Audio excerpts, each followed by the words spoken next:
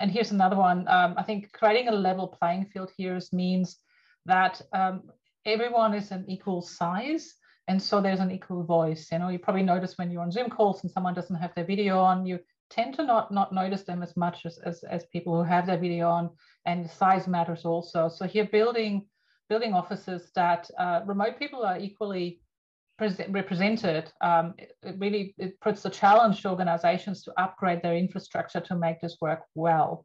And that comes with a cost and comes with a remodeling. That is ultimately, the way to go at the moment. The campfire space, absolutely love that. The next generation are coming through, and they're coming through quickly. And this is a picture of my daughter. And I did ask if I was allowed to use this picture, and she said definitely. So that's, a bit of a difference with the younger generation as well. And I was reflecting back, that we thought, personal computers, and then the mobile phones were huge. The Commodore 64, when it came out in the 80s, it was, that was going to be the future and changing, and it was. And then the mobile phone. But the generation that's coming through now, their expectations are radically different. This is my daughter Heather. She's on virtual reality headset, and she loves it. And interestingly, she likes it more than my eldest, who's 13, 14. So there's even a difference within those generations that, the younger ones just think this is native.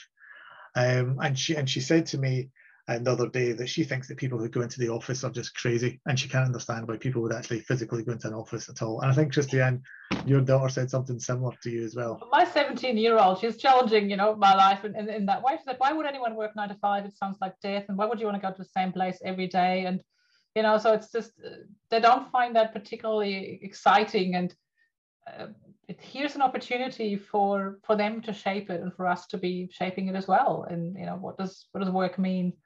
And what does being productive actually mean? And that doesn't mean a 9 to 5 job. Yeah. And look, and what is coming next is going to be big. And the big tech companies, they are pouring tens of billions of dollars into this. And just 3 quick examples. You've got Facebook, which is going with the metaverse, and whatever you think of that, and potentially, it's not where it's going to be, but they spent $10 billion on it last year, and they're going to spend the same and more this year and the years to come. There's stuff that's going to come out of that which is fundamentally going to change things. Interestingly, Microsoft aren't going for the full virtual reality; they're going for augmented reality, and they've got this thing called Mesh, which is the collaborative mixed reality platform, which is fascinating. It's a bit kind of more Minority Report, if you remember that movie. And their developer preview is now out as of the last couple of weeks, where you can sign up and you can start playing around with this. And then you've got Starline, which Google is looking at, which is a bit more of a point focus, but what they're looking at is a 3D hologram, full-on Star Trek type interaction, and potentially the changes that's going to bring. And we've got just a couple of minutes left, and I'm just going to play a very quick 60 seconds of where Google is going with this. Just to kind of give you a flavor of, well, you think you know what hybrid is now, well, potentially, there's going to be even bigger changes coming very, very quickly. So let me go to... So imagine, instead of looking at a screen, you're looking at a magic pane of glass.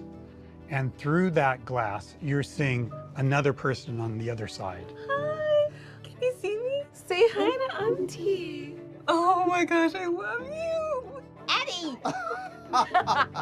So, you look beautiful. And then you just start having a conversation, just like you would if you were physically together. Like, I feel like you're here. This is wild. I can see that curl in your hair. I can see how your sweater is falling. Yeah. And then you'll be saying, put on a little lipstick, Maury. There are really 3 breakthroughs coming together here. One is the ability to capture people as they are. The second is the ability to compress that information and send it over existing networks efficiently. And the third is the ability to render that person viewable through a 3-dimensional display. So it really feels like you're talking with someone right in front of you. We see this as a first step at applying technology to solve that really important problem that we often want to be together and we can't. Don't say goodbye, don't go away. That was mind-blowing. I've seen a lot, but I've never seen this. I felt like she was present, and I felt like I was present in that moment too. It was like she was here.